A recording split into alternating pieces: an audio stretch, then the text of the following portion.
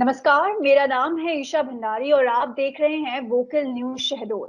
राष्ट्रीय स्वयंसेवक संघ यानी कि आरएसएस के एक सहयोगी संगठन भारतीय किसान संघ ने एक देशव्यापी आंदोलन छेड़ दिया है। किसानों का कहना यह है कि उनकी उपज के लागत के अनुसार उन्हें लाभकारी मूल्य नहीं दिया जा रहा है। इस आंदोलन का असर शहडोल जिले में भी दिखाई पड़ रहा है। उनके द्वारा प्रदर्शन शुरू कर दिए हैं। तो आइए अधिक जानकारी के लिए बढ़ते हैं अमन की ओर। जी अमन, तो अभी देश भर में किसानों द्वारा कई आंदोलन छेड़े गए हैं और इसी का असर शहडोल जिले में भी दिखाई पड़ रहा है। तो कैसे और कब यह आंदोलन ने पनपना शुरू किया शहडोल के किसानों में? जी, बिल्कुल देखिए पिछले कुछ समय में जो कृषि सुधार किए गए हैं केंद्र सरकार के द्वारा, उसको लेकर के देश भर में कई तरह के आंदोलन हो रहे हैं और अभी भी चालू हैं। दिल्ली की सरहदों पर अभी भी किसान बैठे हुए हैं, लेकिन शहडोल में जो आंदोलन हो रहा है उसका मामला थोड़ा-सा अलग है। ये आंदोलन भारतीय किसान संघ द्वारा किया जा रहा है और रोचक बात ये है कि ये एक राष्ट्रीय स्वयंसेवक संघ का सहयोगी संगठन है। वही राष्ट्रीय स्वयंसेवक संघ जिसके सहयोग से केंद्र में और राज्य में भी बीजेपी की सरकार है। तो ये बहुत ही दिलचस्प बात है कि आरएसएस का एक सहयोगी संगठन भारतीय किसान संघ आंदोलन कर रहा है और आंदोलन जो है समर्थन मूल्य को लेकर किसानों का कहना है कि उन्हें उनकी लागत के हिसाब से जो मूल्य है वो नहीं चुकाया जा रहा है। मतलब उनकी लागत बहुत ज्यादा हो जा रही है और उन्हें जो लाभकारी मूल्य है वो नहीं मिल रहा है। तो मुख्य मुद्दा यही है कि किसानों को जल्द से जल्द उनकी लागत के हिसाब से जो लाभकारी मूल्य है वो दिया जाए। जी अमन, तो किसानों द्वारा कई नारे भी लगाए गए थे। आरएसएस ऑफिस से लेकर कलेक्टर ऑफिस तक पहुंचने तक उनका जो सफर था वहां कई नारे लगाए गए थे। तो उनके द्वारा एक ज्ञापन भी कलेक्टर को सौंपा गया है। तो क्या कुछ उनके ज्ञापन में मौजूद था? जी, बिल्कुल।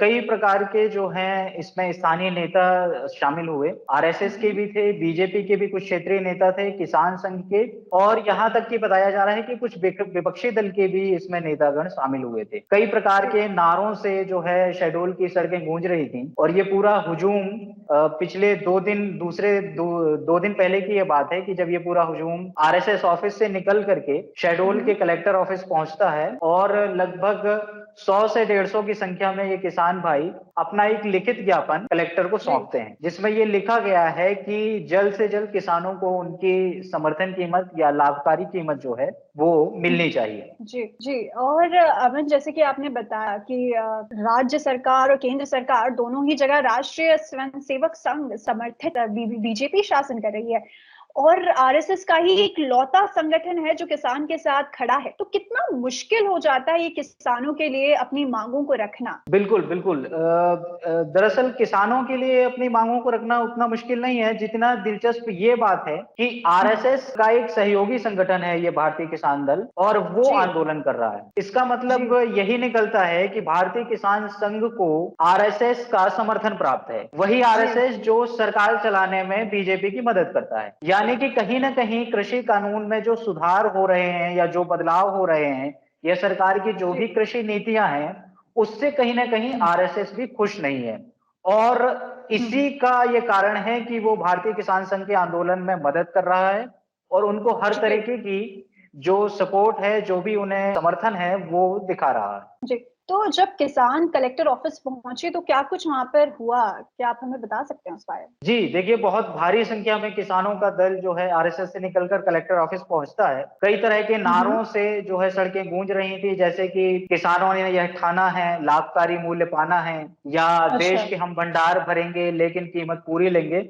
इस तरह के कई प्रकार के नारे जो हैं किसानों द्वारा लगाए जा रहे थे, कई प्रकार के पर्चे बांटे जा रहे थे और ये पूरी भीड़ जो है कलेक्टर ऑफिस पर पहुंचती है लगभग 12 बजे के आसपास दोपहर में और एक लिखित ज्ञापन कलेक्टर ऑफिस को सौंपा जाता है जिसमें किसानों की जो मांग है, जो उनकी परेशानियां हैं वो सारी लिखी होती हैं और साथ ही कलेक्टर ऑफिस को यह भी कहा जाता है कि ये पूरा ज्ञापन राष्ट्रपति तक पहुंचाया जाए। देश के जो राष्ट्रपति हैं उन्हें हर जिले में, चूंकि हर जिले में ये आंदोलन हो रहा है और हर प्रदेश के जिलों में हो रहा है, तो ये जिला वाइज, जिले के माध्यम से ये राष्ट्रपति तक अपना ज्ञापन पहुंचाने की किसानों की योजना थी और वो उसमें किसी न किसी रूप में सफल होते दिख रहे हैं। ये बहुत अच्छी खबर है सुनने के लिए और धन्यवाद अमन हमें ये जानकारी प्रदान करने के लिए। और हम बात करें हमारे किसानों की मांग की, तो हाल ही में लाई सरकार द्वारा कानूनों ने देश भर में हड़कंप मचा दिया है। उम्मीद यही है कि सरकार द्वारा किसानों की मुसीबतों को समझा जाए और जल्द से जल्द